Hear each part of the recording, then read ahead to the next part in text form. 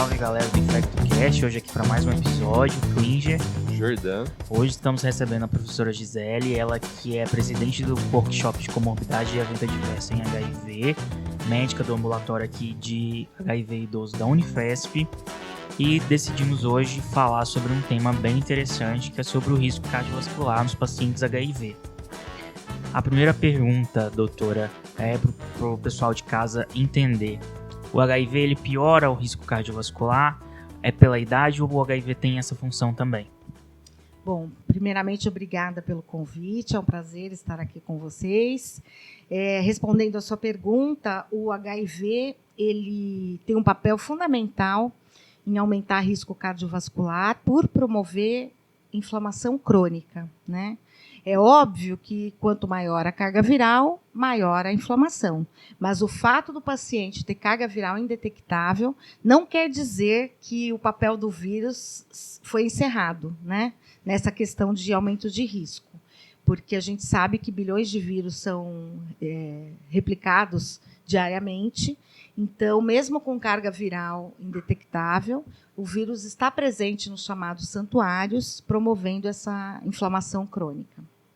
E isso é um tema muito interessante, porque acaba sendo o dia a dia do ambulatório de HIV, porque o paciente que tem HIV e trata direitinho, ele é um paciente como de qualquer outro ambulatório, assim, de hipertensão, diabetes. Então, é o fundamental a gente saber triar e saber reconhecer se o paciente está tendo um aumento daquele risco cardiovascular para intervir, né? Sem dúvida. Qual que é a nossa conduta? Como que a gente faz esse rastreio do risco? Como que a gente estratifica o risco cardiovascular no paciente com HIV? Bom, primeiramente é importante saber qual o estilo de vida desse paciente, se ele faz prática de alguma atividade física, qual é a dieta, o que ele costuma comer, né, no seu dia a dia, e não esperar a doença cardiovascular, a dislipidemia, estar instalada. A gente tentar sempre fazer um processo de prevenção, tentando mostrar para esse paciente o quanto é importante o papel dele, tanto na questão da dieta como de atividade física. E isso tem que ser estimulado a cada consulta, né? Porque uma hora o paciente se convence de que a gente tem razão e ele precisa realmente, ele se dispõe a mudar hábito. Outro fator muito importante, antes da gente falar de medicação, é saber se esse paciente ingere grande quantidade de bebida alcoólica, se ele é tabagista, se ele é dependente químico, e também a cada consulta estimular cessação de tabagismo, uso de drogas, diminuição da ingestão de bebida alcoólica, ainda que esse paciente não consiga parar, mas que você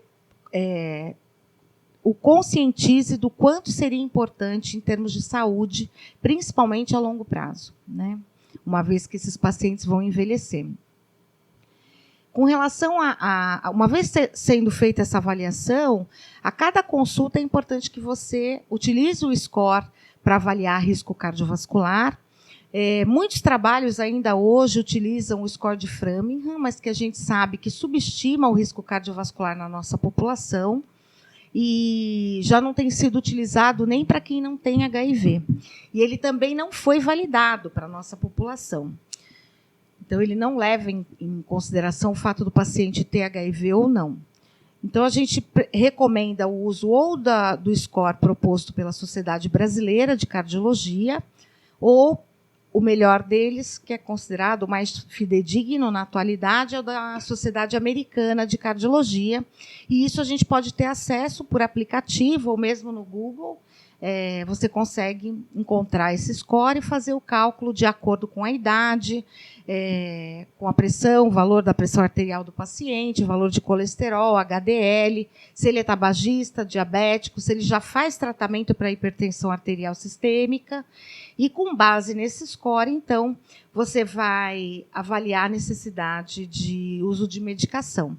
Habitualmente, a gente tenta primeiro mudar o estilo, solicitar que o paciente mude, né, estimular a mudança de estilo de vida, para depois, não havendo sucesso em conseguir diminuir esse risco, associar a medicação. E nesses scores aí, infelizmente, eles não levam em conta o HIV, né? Então, e a gente, como a senhora falou, o simples fato do paciente ter HIV já é um fator de risco para a doença cardiovascular. E pensando nisso, alguns profissionais orientam na hora de colocar a idade, você acrescentar 10 anos, porque seria como se fosse uma idade biológica daquele paciente. E essa recomendação ela é formalizada ou é mais uma prática individual? Isso aí é uma prática clínica. Isso não tem recomendação na literatura, pelo menos eu nunca li nenhum artigo falando sobre isso, mas tive a oportunidade de receber uma colega cardiologista da Universidade de Duke, na Carolina do Norte, num dos meus workshops, acredito que o ano passado, retrasado, não me lembro agora, a Priscila, e ela deu essa recomendação na aula dela, que seria uma maneira da gente tentar aproximar esse risco de uma forma mais verdadeira do portador de HIV. Confesso que, se você fizer isso para todos os pacientes, você vai se surpreender com o número de pacientes com alto risco cardiovascular e, muitas vezes, necessitando uso de estatina, né? Mas isso é uma das coisas que você pode fazer, mas não sedimentada na literatura, né? Como eu disse, não tem nenhum score de risco cardiovascular validado para portador de HIV. E muda muito também, né? Se o paciente tem HIV há 1 ano, foi diagnosticado na fase aguda, você colocar 10 anos para ele comparado a um paciente que já tem 30 anos de HIV, é bem difícil a gente generalizar, né, nesse ponto. Eu acho, inclusive, que não deve ter nenhum score validado especificamente para a nossa população, porque teriam que ter muitas variáveis analisadas para se chegar a um consenso, né? E isso, como você acabou de citar, tempo de infecção, até mesmo o esquema antirretroviral utilizado, se o paciente tem ou não alguma outra comorbidade que, porventura, pudesse aumentar esse risco, né? Então, eu acho que é bem complicado. E o abacavir, doutora? Realmente, qual a conduta em relação ao risco cardiovascular? Então, por muito tempo a gente acreditou que o abacavir aumentava o risco cardiovascular, o risco de infarto, na verdade. E estudos mais recentes demonstraram que esse risco ele é muito evidente nos primeiros 6 meses do início do uso desse antirretroviral. Então, tem que estar muito atento para quem você vai prescrever esse antirretroviral, porque se o paciente já tem um risco aumentado, a sugestão é que você não prescreva abacavir. Confesso também que, com o passar do tempo, é muito difícil a gente ter tranquilidade em manter esse antirretroviral para aquele paciente que evoluiu com aumento de risco. Então, quando eu prescrevi, ele não tinha um risco aumentado, mas, com o passar do tempo, ele passou a ter. E é muito desconfortável a gente manter esse antirretroviral com o paciente nessas condições. Mas também não há nenhuma recomendação específica com relação à troca ou não. Isso aí acaba sendo uma conduta mais individual, né, de cada profissional que assista esse paciente. Mas, basicamente, o maior problema é no início de tratamento, nos primeiros 6 meses. E nos pacientes com inibidor de protease, a gente precisa ficar mais atento? Como que funciona? Então, na verdade, a gente tinha muito maior preocupação com os inibidores de protease de primeira onda, né, que tinham uma toxicidade muito maior do que os inibidores de protease que a gente tem na atualidade. Eu estou falando agora aqui dos inibidores de protease que a gente tem no país. Basicamente, em uso o atazanavir, de 300 miligramas, e o darunavir, até o momento de 600 miligramas, mas que a gente espera conseguir incorporar no SUS o de 800 miligramas, que vai facilitar em termos de comodidade posológica. Sempre existe um questionamento com relação ao uso do darunavir no risco aumentado de infarto, por conta de uma avaliação que foi feita sobre o estudo DAD, que acompanha um número imenso de pacientes, mas vale ressaltar que esse estudo é um estudo observacional e que não foi desenhado para avaliar risco cardiovascular relacionado a antirretroviral. E estudos observacionais eles não servem para definir conduta clínica, né? E as publicações dessa apresentação que foi feita na CROI, que é a maior conferência da nossa especialidade, ela não se confirmou quando os autores publicaram essa informação que foi apresentada oralmente. Então, eu acho que a gente precisa ter muita cautela em atribuir a esse antirretroviral verdadeiramente um aumento no risco do infarto, até porque a gente sabe da importância, por exemplo, do tabagismo, do sedentarismo, da obesidade, como fatores muito mais importantes do que o uso desse antirretroviral. E muitas vezes a gente encontra colegas também achando que então eu não vou usar darunavir, né, porque eu acho que aumenta risco, eu vou usar atazanavir. Mas o próprio estudo de registro do atazanavir mostra que ele pode diminuir HDL, que, na verdade, é o único marcador que a gente tem para a prevenção de doença cardiovascular e que não existe medicação que faça com que esse marcador aumente, né? Aliás, é o maior problema dos nossos pacientes é HDL baixo, né?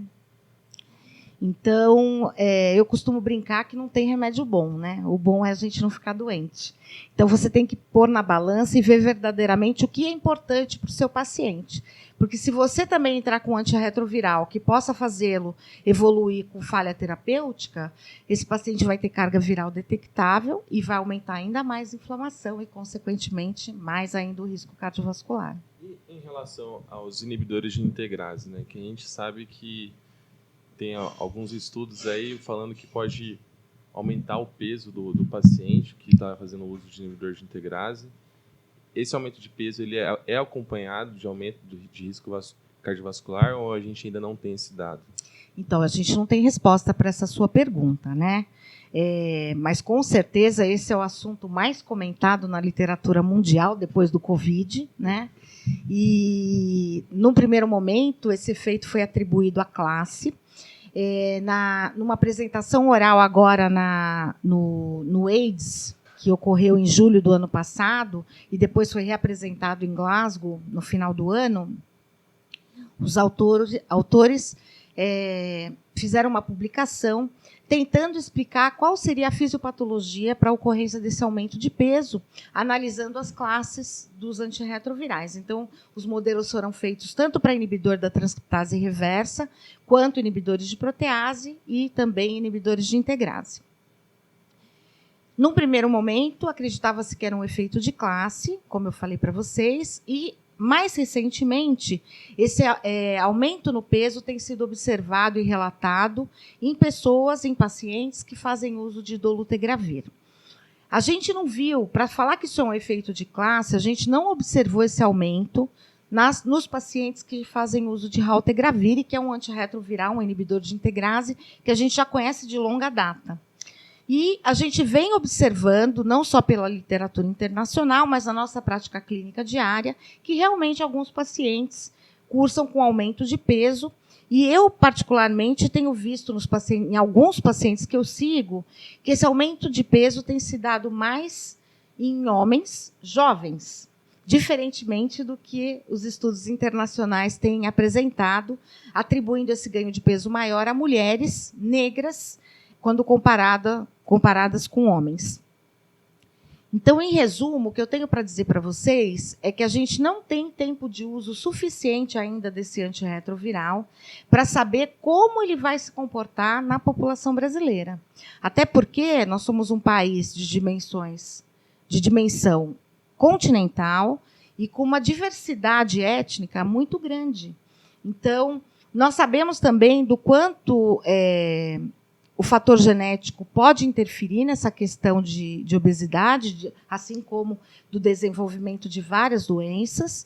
E eu acredito que a gente deva ter um pouco mais de cautela e observar verdadeiramente os pacientes que a gente acompanha para saber como é que esse antirretroviral vai se comportar em cada um deles.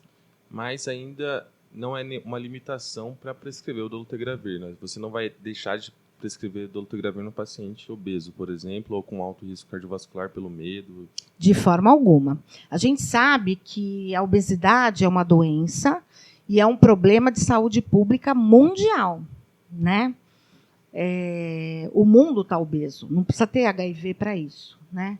O portador de HIV, já há muito tempo, desde o início da pandemia de AIDS no mundo, ele vê no aumento de peso um retorno à chamada saúde, né? Porque, principalmente no início, o maior problema dos pacientes era o estigma, porque todos eles acabavam evoluindo com o mesmo biotipo, né? Então, o maior medo dos pacientes era ficar, por exemplo, como o Cazuza, que foi uma figura marcante na realidade brasileira. E quando eles começavam a tomar o remédio, os antirretrovirais, e melhoravam essa aparência, ficavam mais distantes daquela caquexia que a gente observava no início, isso para eles era uma vantagem. Então, muitas vezes, não raramente, a gente vê o paciente evoluindo até de um índice de massa corpórea muito baixo para um grau de obesidade maior, justamente pela compulsão alimentar, porque ele acha que ele comendo ele não vai ficar daquele jeito, não vai ficar caquético, né? Então, tudo isso tem que ser avaliado a cada consulta nesses pacientes, porque muitas vezes eles podem ter até distúrbios psiquiátricos, né, com relação à sua própria aparência. Tem estudos, inclusive, demonstrando isso em mulheres puérperas, do quanto isso pode afetar a saúde mental dessas mulheres, porque elas se olham no espelho e não se reconhecem mais, aos moldes do que a gente via acontecer com os primeiros antirretrovirais no que diz respeito à lipodistrofia. Então, aumentava-se muito o risco de suicídio, porque a mudança do corpo fazia com que eles não se aceitassem mais, né? Beleza. Doutora, e como que a gente faz a respeito no manejo dessa dislipidemia? A gente já falou das medidas não farmacológicas, né? E agora, o que a gente vai fazer farmacologicamente? Só vou acrescentar uma pergunta já para responder. E quais são as TARVs que vão piorar a dislipidemia do paciente? Tá. Eu vou começar pela pergunta do Jordan, tá? Que é a mais fácil de responder no momento. A cada lançamento de antirretroviral novo, a gente percebe um perfil metabólico mais amigável do que a gente via com os antirretrovirais iniciais. Então, se você me perguntar, como você falou aí, qual seria o melhor, com certeza a classe dos inibidores de integrase ela é privilegiada nesse aspecto, lembrando que a gente não deve fazer monoterapia, né? Então, sempre associado com outros antirretrovirais, que no caso seria, por exemplo, lamivudina e tenofovir, desde que o paciente não tivesse contraindicação para o uso.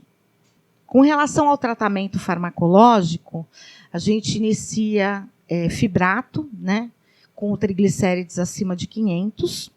O fibrato mais estudado em portador de HIV e o que tem maior tolerabilidade é o bezafibrato, e a gente tem a vantagem de tê-lo disponível na rede pública, né? Então, o paciente consegue retirar gratuitamente. Eu falei do score de risco da Sociedade Americana de Cardiologia. É considerado um paciente de alto risco aquele que já tem um valor acima de 7,5%. Então, uma vez tentadas todas as outras medidas não farmacológicas, como você colocou, Klinger, você vai iniciar para esse paciente estatina. A melhor estatina do mercado e que pode ser utilizada sem problemas com interação com os antirretrovirais é a rosuvastatina, mas a gente não tem essa estatina disponível na rede pública, então a gente acaba utilizando a atorvastatina. Nós temos também disponível a pravastatina, mas que é uma estatina que já foi deixada um pouco para trás, porque a atorvastatina ela é muito mais potente e a gente consegue, com doses muito menores, atingir os níveis considerados adequados para os nossos pacientes. Então, a atorvastatina é a estatina mais prescrita. A gente inicia com dose baixa, 10 miligramas, que deve ser tomada à noite, por conta do ciclo circadiano. É a única estatina que tem essa recomendação. E você vai aumentando de acordo com a necessidade do paciente. Eu confesso que os cardiologistas que acompanham nossos pacientes, eles são muito mais corajosos do que nós, infectologistas. Quando você chega a prescrever 40 miligramas de atorvastatina para um paciente, em uso, por exemplo, de inibidor de protease, você já fica um pouco preocupado por conta de interação. Mas eu já vi colega prescrevendo 60 miligramas, 80 miligramas, e o paciente sem prejuízo nenhum.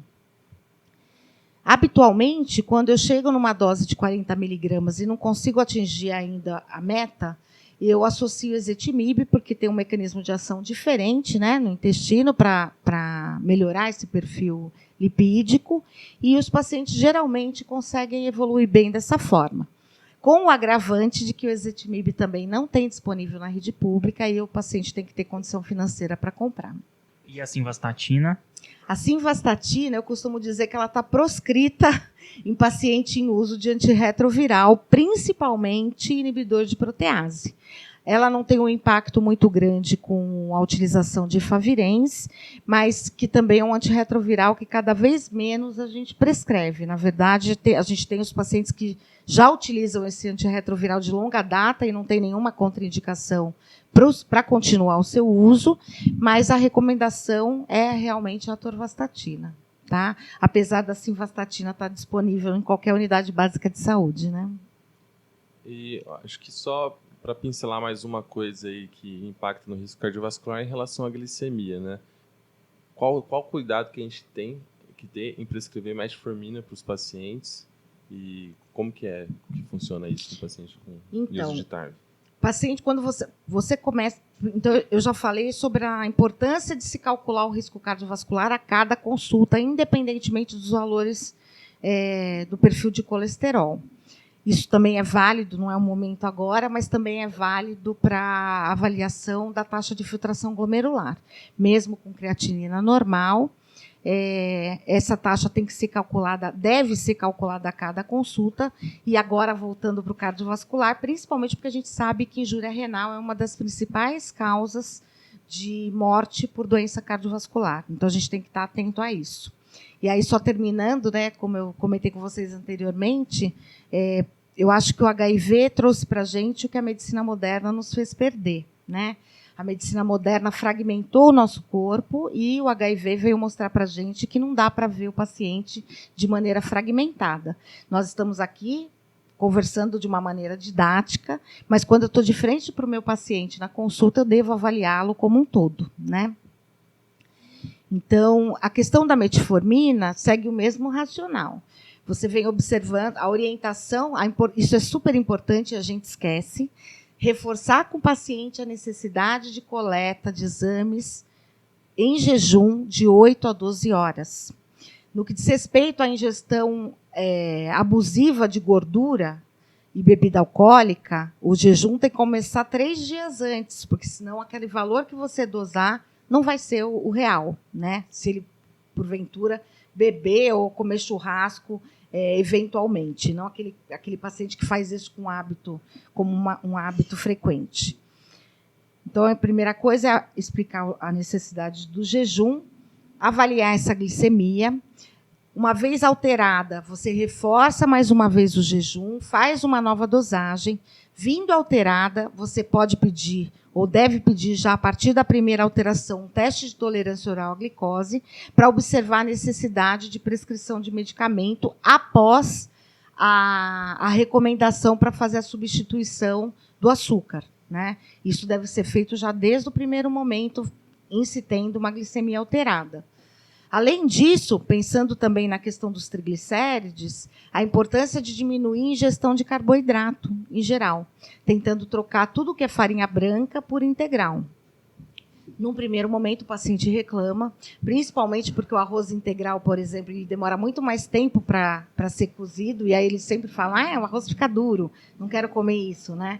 Mas aí você orienta esse paciente.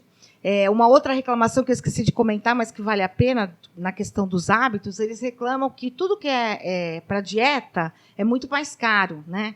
E aí você ensina que ele deve frequentar a xepa na feira, que é quando a feira está para acabar, que tudo é vendido quase por R$1, e aí ele pode fazer uma compra muito saudável com pouco dinheiro. E, uma vez se mantendo alterada, então, voltando à glicemia, você pode prescrever a metformina, de acordo com o valor encontrado, né? Inicialmente com uma dose de 500 miligramas na hora do almoço, e aí você vai tateando a evolução desse paciente, associando sempre a dieta com a dosagem que você encontra no decorrer do segmento. Não raramente, esses pacientes se descobrem diabéticos. E a gente tem que lembrar que a metformina, para pacientes em uso de dolutegravir, a dose máxima deve ser de 1 grama por dia, sendo necessária a utilização de algum outro antidiabético oral, você tem que usar uma outra medicação e não dá mais para aumentar a dose de metformina. Além disso, pelo menos é o que a gente tem de recomendação até o momento.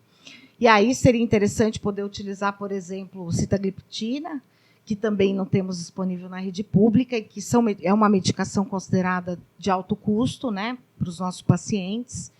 E fica a critério de cada um, daí a necessidade de uso de insulina em última instância. Eu acho que é isso, doutora. Muito obrigado pela presença. É sempre um desafio falar de risco cardiovascular, né? Com certeza. Eu acho que é uma das nossas maiores preocupações. E para HIV a gente ainda não tem nada diferente do que eu acabei de comentar com vocês, infelizmente. Eu acho que o recado que fica é prestar, basicamente, a gente tem que sempre se lembrar de avaliar o risco cardiovascular em toda consulta e ficar muito atento com as interações medicamentosas, né? Principalmente aí da metformina com o dolutegravir e dos inibidores de protease, que tem diversas interações. E cuidado com o abacavir também na hora de prescrever e iniciar o tratamento, principalmente, né? Se o paciente já faz uso crônico, não necessariamente você precisa mudar a medicação. Lembrar, só mais um adendo, né, da questão de pancreatite, de risco de pancreatite, para esses pacientes completamente descontrolados, e acidose lática, de acordo com a interação de inibidor de protease com estatina. É isso. Até a próxima, galera. Até a próxima, pessoal. Muito obrigada.